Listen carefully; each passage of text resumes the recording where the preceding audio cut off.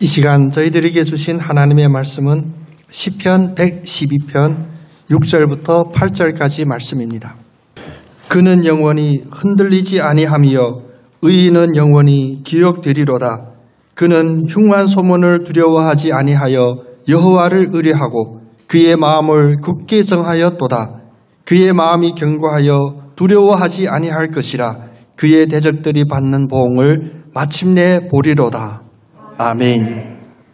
주님의 십자가에서 흘리신 보혈이 우리의 모든 허물과 죄를 하얗게 씻어주시는 경건하고 거룩한 역사가 있기를 축복드립니다. 우리의 옆사람 축복하면서 인사 나누겠습니다. 하나님만 믿기로 마음에 결정합시다. 아멘. 물론 이 결정 때문에 이 자리에 여러분 계신 줄로 믿습니다. 그러나 혹시라도 우리의 육신만 이 자리에 있지 우리의 마음, 우리의 생각이 아직도 하나님을 전적으로 의지하지 않는다면 우리는 이 결정의 결단을 다시 한번 해야 합니다. 이 결단은 100번 하고 10,000번 하고 몇억 번 하더라도 부족하지 않은 그런 결단입니다. 지난주에 우리가 시편 91편을 함께 묵상하고 바라봤죠. 너무나 힘이 되고 은혜되는 말씀이요. 전 세계에 왜 그렇게 많은 이들이 기독교인들이 시편 91편을 애독하는지 우리는 알 수가 있었습니다. 왜냐하면 하나님은 우리를 지켜주시되 천군 천사를 동원하여 우리를 지켜주신다라는 약속이었습니다. 시편 91편뿐만 아니라 성경 전체는 우리에게 믿음의 확신을 주고 우리의 마음에 끝없이 밀려오는 세상의 두려움과 염려를 이기게 하는 그런 힘이 있는 말씀들을 약속해 주십니다. 오늘 시편 112편은 내 자신만 천군 천사로 지켜주실 뿐만 아니라 우리의 후손들도 지켜주신다는 어찌 보면 약속의 확장을 우리들에게 말씀하십니다. 시편 112편 1절 2절을 보면 할렐루야 여호와를 경외하며 그의 계명을 크게 즐거워하는 자는 복이 있도다. 어떤 복이냐면 그의 후손이 땅에서 강성함이요 정직한 자들의 후손에게 복이 있으리로다. 경건한 자와 정직한 자를 안전하게 지켜줄 뿐만 아니라 그의 후손들마저도 하나님께서는 지켜주시겠다라는 위로의 말씀, 격려의 말씀입니다.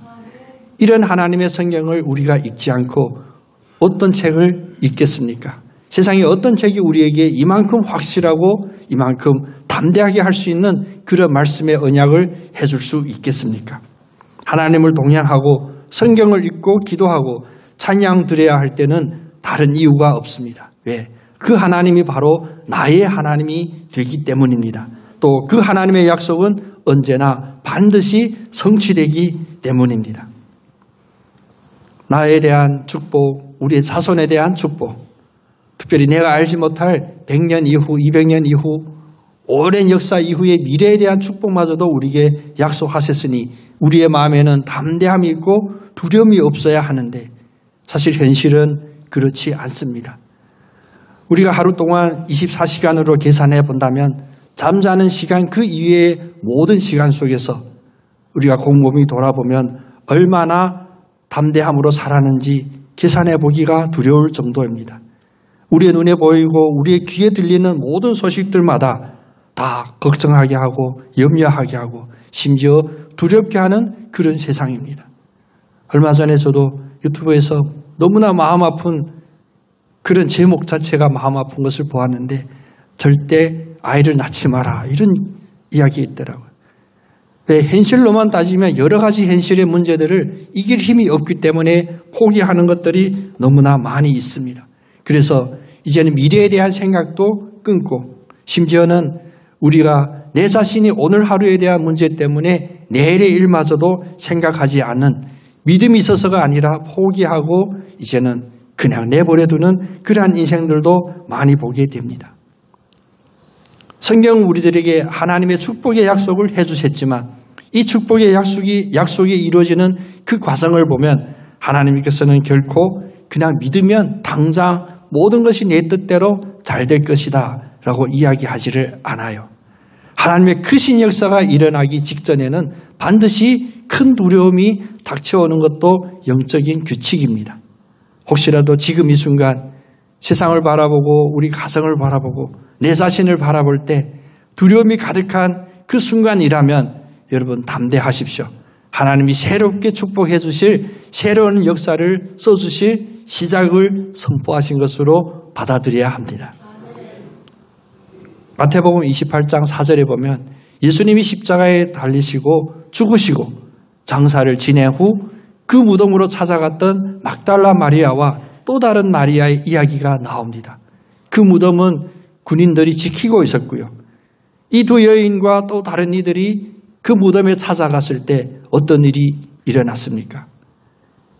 예수님이 부활하셨습니다. 예수님이 그 무덤 안에 죽음으로 있지 않으셨습니다. 이 기쁜 소식 앞에 우리는 당연히 할렐루야하고 즐거워하고 춤춰야 하겠지만 아닙니다. 성경은 뭐라고 기록하냐면 그 현상에서 모든 사람이 두려워했다라고 합니다. 지키던 자와 또 죽은 자와 함께 있었던 모든 사람들은 다 두려워하더라. 왜냐? 큰 지진이 일어나며 주의 천사가 하늘로부터 내려와 굴을 막았던 돌을 굴려내고, 다시 말하면 우리가 상상할 수 없는 하나님의 일을 목도하고 나서 우리의 구주 되신 예수님이 부활하셨음을 보셨을 때 모든 이들이 두려워했다고 합니다. 빈 무덤이 우리에게는 부활의 복된 소식이지만, 사망 권세를 이긴 그런 부활이지만, 믿음이 좋다고 소문난 그 막달라 마리아와 그 다른 마리아마저도 두려워했던 모습을 우리는 보았습니다. 오늘 이 시대도 마찬가지입니다. 주님의 복된 소식이 우리에게 선포될 때 우리의 감정으로, 우리의 경험으로는 마냥 즐거울 것 같죠. 마냥 기쁠 것 같죠. 평안할 것 같죠. 아닙니다. 큰 지진이 일어남으로 또 하늘에서 천사가 내려오므로 우리에게 복된 소식을 선포할 때 우리의 귀에 들리기는 복된 소식으로 들리지 않을 수도 있겠고 우리의 마음속에 두려움도 생기게 됩니다. 왜냐하면 죄된 우리의 인간의 한계는 바로 미래에 대한 불확실성만 바라볼 수 있는 그 한계 때문입니다. 다시 말하면 내일에 어떤 일이 일어날지 나는 알지 못한다. 그것 때문에 가장 두려워하거든요. 심지어는 주님의 약속 앞에서마저도 두려워합니다. 세상이 엄습해오는 이런 각종 두려움 앞에 그래도 주님을 믿음으로 말미암아 나는 하나님을 믿겠다는 이 결단으로 말미암아 이것은 확정이잖아요. 여러분, 내일 일은 알지 못해도 내가 오늘 하나님을 믿겠습니다라는 이 믿음은 나에게 있어서는 확정입니다. 이 확정으로 내일의 불안정함을, 내일의 불확실함을, 내일의 두려움을 이겼던 성경의 대표적인 인물이 바로 여호수아입니다. 여호수아는 여리고를 정복한 이후에 하나님의 백성들을 이끌고 약속의 땅인 가나안으로 들어갑니다. 얼마나 즐겁고 복된 일일까요? 그러나 이것은 잠깐이었습니다. 여리고성을 무너뜨렸던 그 믿음의 간증마저도 오래 지탱할 수가 없었습니다. 왜냐? 그 땅에는 많은 족속들이 대항하고 있고 하나님의 약속의 군사들이 침략할 때마다 방해하고 전쟁을 도발합니다. 뿐만 아니라 이스라엘 내부에서도 12지파가 사실 자기에게 약속된 땅을 나누는데 급급했습니다. 여호수아는 약속의 땅인 이 땅에 들어서서 많은 불확실한 현상들을 만나야 했고 리더로서 그의 마음에 다가오는 그런 불확실성은 두려움으로 다가옵니다. 약속의 땅에는 이르렀지만 아직도 그 약속이 이루어지는 현장까지는 많은 과정이 있어야 되었습니다. 그때 여호수아는 자기뿐만 아니라 모든 무리 속에 있는 이 불확실한 두려움에 대하여 오늘 나를 지켜주시는 하나님의 은혜뿐만 아니라 우리의 후손마저도 지켜주실 그 하나님의 약속을 선포하며 다음과 같이 도전합니다. 여호수아서 24장 15절에 보면 너희의 조상들이 강 저편에서 섬기던 신들이든지 또는 너희가 거주한 땅에 있는 아모리 족속의 신들이든지 너희가 섬길 자를 오늘 택하라. 오직 나와 내 집은 여호와를 섬기겠노라. 사람이 불안하면 속담처럼 지푸라기라도 잡으려고 합니다. 뭔가를 잡아야 돼요. 근데 문제는 진짜로 우리가 잡은 것이 지푸라기라면 뭔 도움이 되겠습니까? 이런 불안에 있는 무리 앞에 하나님의 사람인 여호수아는 그들에게 선택지를 제시합니다. 오늘 너희 조상부터 섬겼던 요단강 저편에서부터 섬겼던 그 신을 섬기든지 아니면 지금 너희들이 발이 밟고 있는 이 이방인 땅의 우상들을 섬길지 택하라. 그것도 깊게 생각해보고 한 달 뒤에 택하라가 아니라 지금 당장 이 자리에서 오늘 택하라라고 합니다. 그리고 자기의 선택에 대해서는 먼저 선포합니다. 너희들이 어떻게 택할지 나는 알지 못할지라도 나와 내 집은 여호와 하나님만 섬기겠노라. 이 택함을 선포합니다. 세상은 가끔 인생 자체가 선택의 연속이라고 하죠. 심지어는 중국집 음식 시켜도 영원히 짜장면이나 짬뽕이나 선택이 어렵다라고 하죠. 그러나 우리는 깨달아야 됩니다. 세상이 우리들에게 말하는 이런 선택이라고 하는 이 함정 속에 우리는 빠지지 말아야 됩니다. 깊게 생각해 보면 우리가 짬뽕이나 짜장면이나 선택해 봐야 그 중국집 식탁 앞에서 이루어지는 일입니다. 우리의 삶 속에서 많은 문제들 앞에 우리가 오른쪽으로 행할까 왼쪽으로 행할까 우리가 선택한다 할지라도 결국은 이 세상의 차원의 그 문제 안에 그 문제의 차원 속에 머물게 됩니다. 그래서 맨날 우리가 그런 이야기 하죠. 어쩌면 인생이 쳇바퀴 돌듯이 오늘이 어제 같고 오늘도 내일도 또 오늘 같고 왜냐? 우리가 벗어나야 될 이 문제의 10년 속에서 벗어나지를 못한 거예요. 단지 하루하루 이 선택으로 말미암아 연장이 되고 결국 하나님이 원하시는 영적인 차원이 아니라 우리를 죽이는 육의 차원에 늘 머물러 있었기 때문입니다.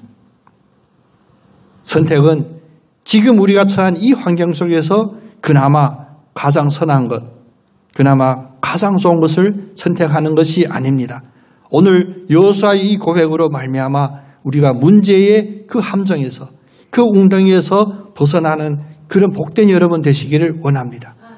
우리의 선택은 비록 중국집에서 짜장면과 짬뽕 앞에 있을지라도 짜장면이냐 짬뽕이냐 선택이 아니라 나는 여호와 하나님을 선택하겠습니다 라는 엉뚱하지만 반드시 있어야 될 이런 영적인 결단을 해야 합니다.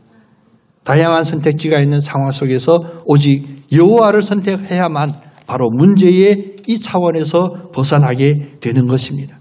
그래서 하나님을 선택한 이들에게 이루어지는 하나님의 약속의 일들을 세상은 뭐라고 이야기하냐면 초자연적인 기적이다 라고 합니다.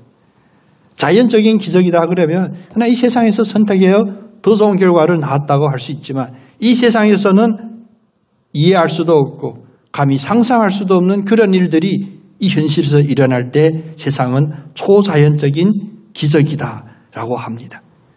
왜 여호수아에게 이런 여호와만 선택하리라 결정했던 하나님의 사람에게는 초자연적인 기적이 일어날까요? 하나님은 여호수아에게 이렇게 약속했습니다. 여호수아서 1장 9절에 보면 내가 내게 명령한 것이 아니냐. 하나님이 뭐라고 명령하셨냐. 강하고 담대하라. 우리 하나님의 이 명령을 우리 마음판에 한번 새기겠습니다. 같이 한번 고백해 봅니다. 강하고 담대하라. 네, 이어서 같이 고백합니다. 두려워하지 말고 놀라지 말라. 네가 어디로 가든지 여호와 너와 함께 하리라. 여호와가 나와 함께 하리라.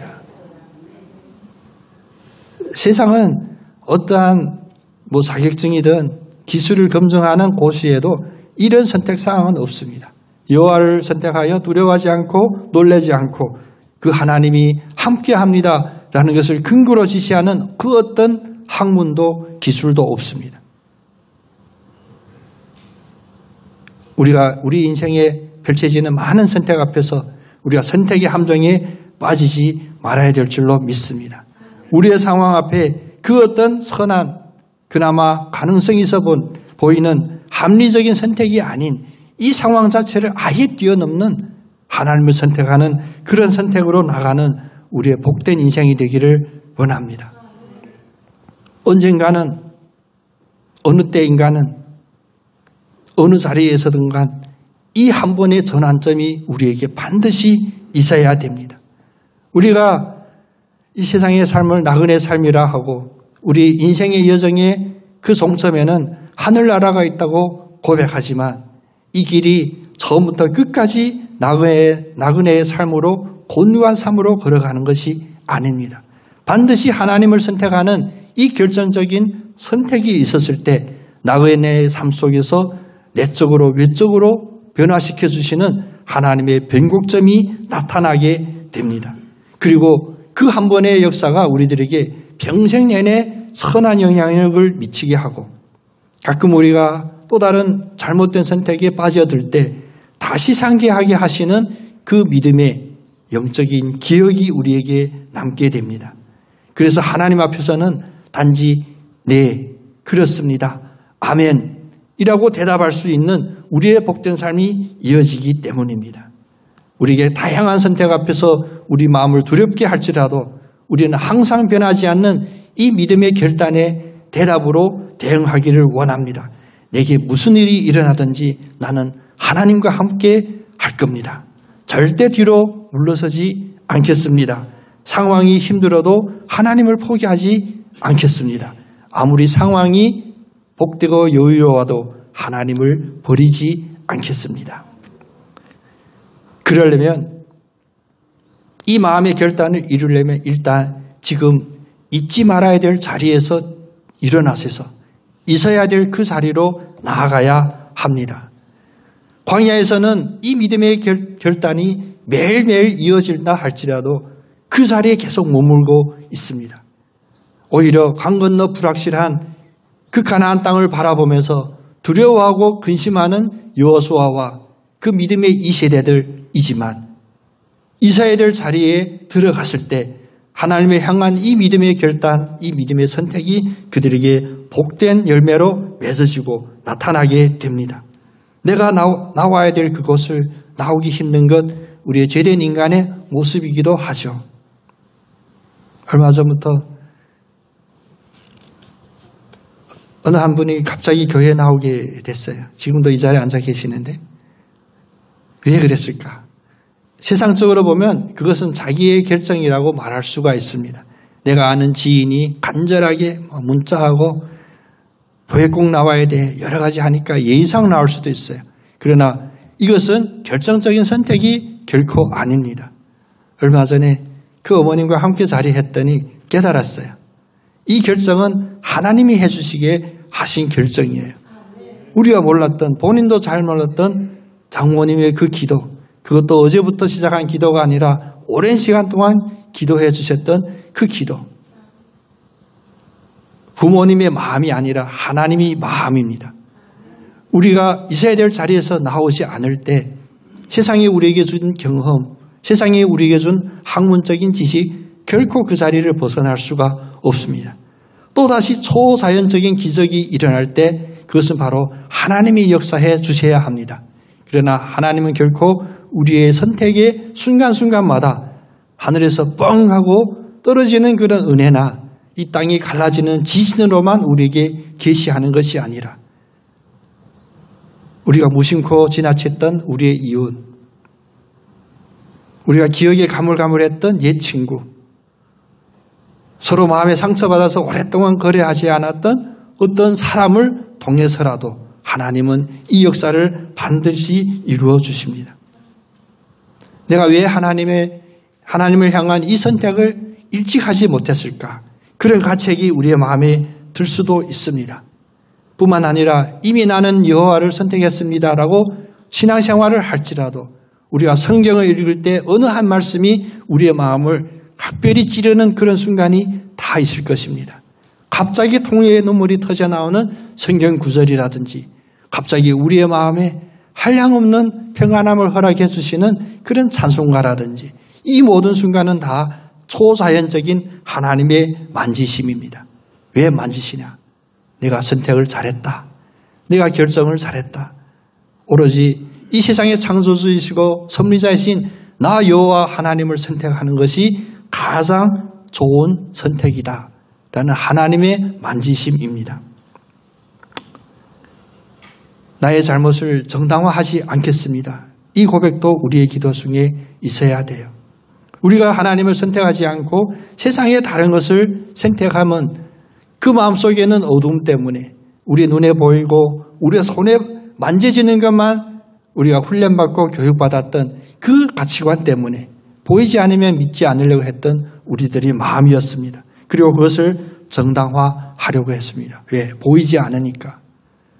저도 목사로 삶을 살면서 저도 그랬습니다만 제가 30 가까이 되어 예수를 믿었으니까요. 그 전에 저에게 전도하는 이들에게도 저도 그랬거든요. 예수를 나에게 정확히 설명하면, 나에게 근거 있게 과학적으로 설명하면 내가 믿을 거다. 그 문제 차원에서 벗어나고 싶지 않은 거거든요. 또 다른 변명이거든요. 하나님은 신이신데 하나님이 흙으로 빚어지거나 하나님이 쇠로 주물한 그런 현실적인 존재가 아님을 우리가 알잖아요. 그래서 신이라 부르고 하나님으로 부르는데, 하나님을 만나기 싶어 하지 않는, 다시 말하면 사탄에게 잡혀있는 영혼은 무엇을 근거로 합니까?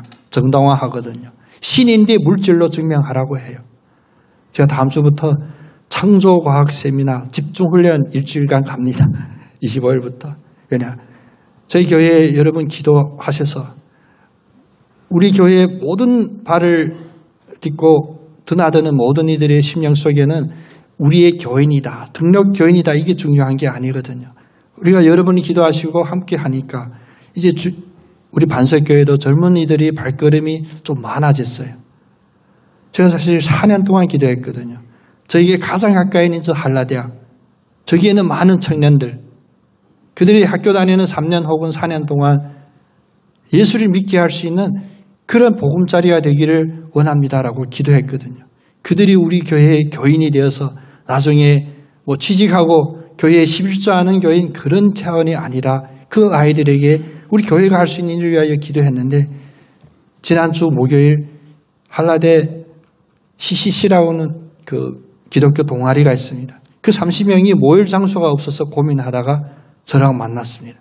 그래서 지난주 목요일 날 30명이 저희 1층에서 함께 하는데, 여러분 기쁘시죠? 소식만 들어도, 얘기만 들어도 기쁘시죠? 그 아이들은 하나님을 선택하기 위하여, 결정하기 위하여 지금 몸부림치는 아이들입니다. 우리는 그들에게 잔소리할 권리도 없지만, 또 그들에게 어떠한 위로를 줄 수도 없지만 무엇 하나만은 줄 수 있냐? 여호와를 선택함이 참 잘한 선택이다. 근데 그들을 가장 맡고 있는 것이 바로 이런 소위 말하면 진화론, 과학적인 것, 그런 거거든요. 이미 물질이 아니어서 신이라고 이름 부르고 하나님으로 이름 부르는데, 그 하나님을, 물질이 아닌 그 하나님을 물질로 증명하라고 협박합니다. 그러면 그것은 거짓말이다라고 궤변을 합니다. 여러분 이 자리에 앉아 계신 여러분도 마찬가지일 겁니다. 여러분 하나님을 이해하셔서 하나님을 지식적으로 정리정돈이 되어서 하나님을 믿는 것이 아닙니다. 하나님을 믿으니 여러분은 하나님을 알게 됩니다. 여기서 믿는다라고 하는 이 말이 약간의 강도가 약한데, 우리의 마음에 오직 하나님만 따르겠습니다라고 결정하면 그것은 믿는다라는 그 차원을 뛰어넘어 온전히 전부 신뢰한다라는 것입니다. 다시 말하면 온 마음을 다하여 내 목숨을 바치기까지 오로지 하나님만 신뢰합니다. 하나님만 의지합니다. 라는 그런 믿음의 고백이거든요.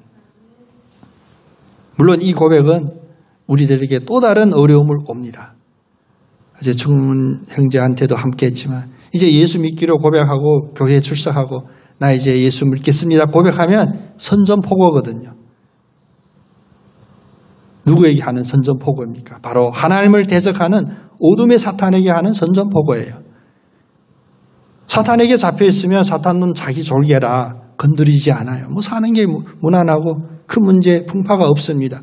그렇게 끝까지 아무 감각 없이, 풍파 없이 영원한 지옥까지 사탄은 이끌어가요. 그러나 우리가 이제 짜장면이냐 짬뽕이냐는 선택이 아니라 하나님이냐 아니면 구원이냐 영생이냐를 선택했으면 사단은 바로 이 영적인 도전에 그도 반응합니다.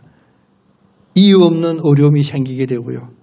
나와 가장 함께 해야 될 우리 가족이 싫어하고, 가족 안에, 가문 안에 자녀들과 문제 생기고 동료들과 문제 생기고, 그래서 믿음의 첫 시작은 바로 광야로 들어가는 것입니다. 예수님도 성령 받고 세례 받고 처음 공생애를 시작하니 어떻습니까? 바로 광야에 들어가서 사단의 시험을 받는 모습을 보았습니다.